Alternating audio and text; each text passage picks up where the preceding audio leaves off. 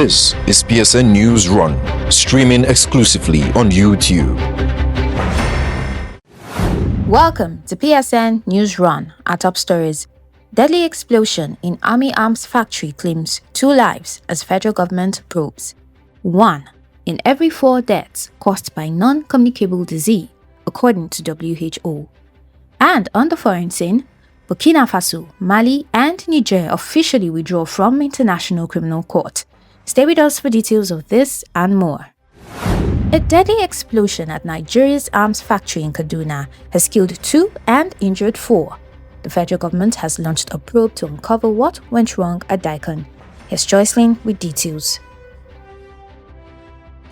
The federal government has launched a probe into the deadly explosion at the Defense Industries Corporation of Nigeria, DICON, in Kaduna, which left 2 people dead and 4 others injured. The blast occurred on Saturday, September 20th, during operations at the arms manufacturing facility in Kurmingwari, Kaduna metropolis. Eyewitnesses reported a powerful detonation that shook nearby buildings and triggered panic among residents. Initial reports suggested the explosion was linked to gunpowder production, while DICON officials later clarified it happened during the controlled destruction of expired explosives and hazardous materials. Among the casualties were a military officer and a civilian worker, while 4 other employees sustained serious injuries and were rushed first to St. Gerald Catholic Hospital before being transferred to the Nigerian Army Reference Hospital. The incident has raised fresh concerns over safety standards at the country's only arms production plant, which sits in a densely populated area. In response, the federal government has set up a committee to investigate the incident. Security expert Dr. Gabriel Adamu, speaking on Channels Television, described the explosion as worrisome but commended the government's swift reaction. He stressed the need for stricter safety standards in handling and disposing of explosives, especially as DICON expands operations to meet Nigeria's goal of producing 40% of its weapons locally.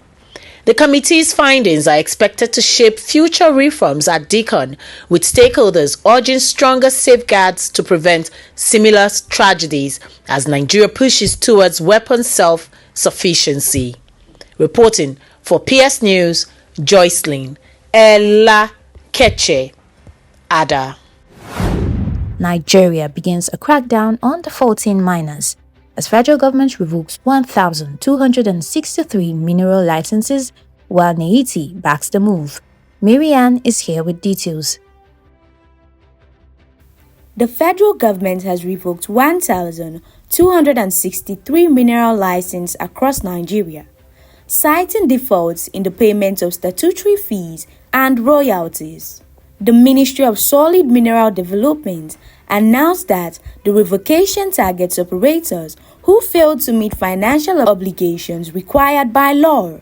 The action is part of government's wider reforms to sanitize the sector, ensure accountability, and unlock Nigerians' mining potential. The Nigerian Extractive Industries Transparency Initiative, NITI, has thrown its weight behind the decision, stressing that compliance with due process is vital to strengthen investors' confidence. NITI also noted that defaulters undermine transparency and weaken revenue flow from the solid mineral sector.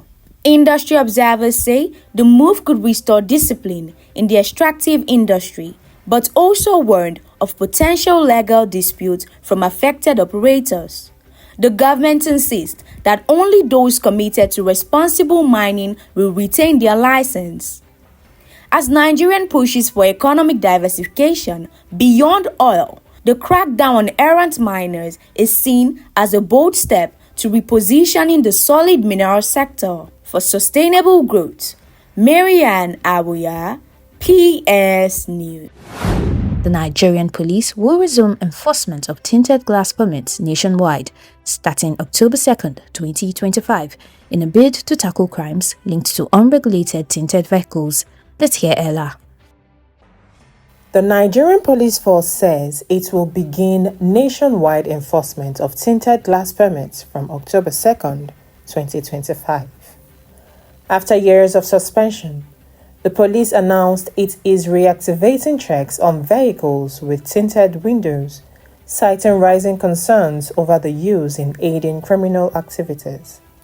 Motorists are now required to obtain valid permits, which will be verified during routine patrols and checkpoints. The police stressed that the move is not targeted at law-abiding citizens, but aimed at curbing crimes such as kidnapping, armed robbery, and smuggling, often linked to unregulated tinted vehicles. Officers have been directed to apply the law with fairness, while ensuring motorists can verify and process their permits through official channels. Public reactions are already mixed. While security experts welcome the enforcement as a deterrent to criminal exploitation, some motorists worry about extortion and possible abuse of the exercise. With enforcement set to begin in October, all eyes will be on how the police balance security needs with public trust in the coming weeks. Ella Okechukwu, PS News. On political matters, the Senate has unsealed Senator Natasha Akpoti-Uduaghan's office months after her suspension as she resumes office ahead of plenary resumption in October. Daniel filed in this report from the National Assembly. I, Alabi the Deputy Director, Sergeant at Arms, hereby unseal the office. Senator Natasha Akpoti-Uduaghan has officially resumed office after months of suspension, reigniting debates on fairness and leadership within the Nigerian Senate. The Senate has unsealed the office of Kogi Central Senator Akpoti-Uduaghan, marking her return after a 6-month suspension imposed in March following a clash with Senate President Godswill Akpabio. Her office, previously locked by the Sergeant at Arms, was reopened under Senate directive just weeks before plenary resumes on October 7. Upon resumption, Senator Akpoti-Uduaghan spoke strongly about her ordeal. She declared that no one is more Nigerian than the other, insisting that Senator Akpabio is no more of a senator than her, and he treated her like she was his slave. She added that while she was suspended illegally, she continued to represent Kogi Central to avoid neglect of her constituents. In everything, it just shows that sometimes it's good to put the institutions to test. We can't cow down in the face of injustice. No one is more Nigerian than us. Senator Akpabio is not more of a senator than I am. He's not a governor of this place. And he treated me as if I was his servant or I was a domestic staff in his house. It's very unfortunate. Although her suspension formally expired in September, her reinstatement is expected to be ratified on the floor of the Senate, with Minority Leader Abba Moro likely to move a motion for her full return. Political observers said all eyes are now on how her comeback will reshape the Senate dynamics in the weeks ahead. As plenary resumes, Natasha's defiant return could test the strength of Senate unity and set the tone for fresh political battles. Reporting for PSN News, Daniel Okejeme. On health matters, WHO warns of non-communicable diseases like heart disease, cancer, and diabetes now cause 3 in 4 global deaths. Joycelyn is on the international desk. The World Health Organization has raised the alarm over the rising global threat of non-communicable diseases, warning that millions of lives could be lost by 2030 without urgent intervention. Non-communicable diseases including heart disease, diabetes, cancer, and chronic respiratory illnesses now account for nearly 3/4 of deaths worldwide. According to WHO data, unlike infectious diseases, NCDs are driven by lifestyle factors such as poor diet, tobacco and alcohol use, pollution, and limited access to healthcare. The WHO says the crisis is particularly severe in low and middle-income countries where health systems remain weak and millions lack preventive care. Officials warn that without significant investment in early detection, healthier food systems, and stronger healthcare infrastructure, the burden will continue to rise, straining economies and widening global health inequalities. Public health experts describe NCDs as the silent pandemic, noting that while they do not spread like infectious outbreaks, their long-term impact is devastating.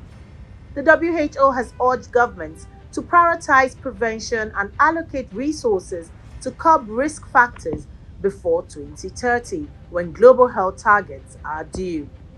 As the deadline for global health goals approaches, the world faces a decisive moment. Act now against non-communicable diseases, or risk a future where preventable deaths continue to climb unchecked. Reporting for PS News, Joycelyn Ella Keche Ada. And now, on the foreign scene, Burkina Faso, Mali, and Niger have officially withdrawn from the International Criminal Court, accusing it of bias against African leaders as they deepen their break from Western institutions. Ella's got the details on this report. The military-led governments of Burkina Faso, Mali, and Niger have jointly announced their withdrawal from the International Criminal Court, deepening their break from Western institutions. The three Sahel nations, which earlier pulled out of ECOWAS and forged closer security and economic ties, say the ICC has lost credibility and unfairly targets African leaders while ignoring Western excesses. The governments argue the decision reflects a push for sovereignty and resistance against what they describe as judicial imperialism. The move comes as all three countries face ongoing insurgencies, strained relations with France, and growing alignment with Russia. Analysts warn that leaving the ICC may limit avenues for victims of war crimes to seek justice, raising concerns among rights groups. With their ICC exit, Burkina Faso, Mali, and Niger are taking another decisive step away from the West, a shift that could reshape accountability and justice in the Sahel. Ella Okichukwu, PS News. France is on edge as nationwide strikes over government budget cuts cripple schools, transport, and public services. Here's Marianne with the full details. France has been hit with a mass protest and strikes as citizens push back against government's plan to cut public spending. The strikes, which spread across major cities on Thursday, has disrupted schools, transports, and essential services. Union says the proposed budget cuts will deepen inequality and put extra strain on workers already battling high living costs. The government argued that the austerity measures are necessary to reduce France's growing deficits and stabilize its economy. However, public backlash has been fierce, with large-scale demonstration bringing parts of Paris and Marseille to a standstill. Observers warn that the standoff could escalate further if President Emmanuel Macron's administration does not open dialogue with labor unions and civil society. As the protest continues, France faces the challenge of balancing economic reforms with the growing public discontent. Marianne Awoya, PS News. And that's our package on today's episode. I am Oluwatosin Deba. Good evening. You just watched PSN Newsrun, streaming exclusively on YouTube. This is your trusted voice for news that matters. Subscribe, like, share, and stay informed.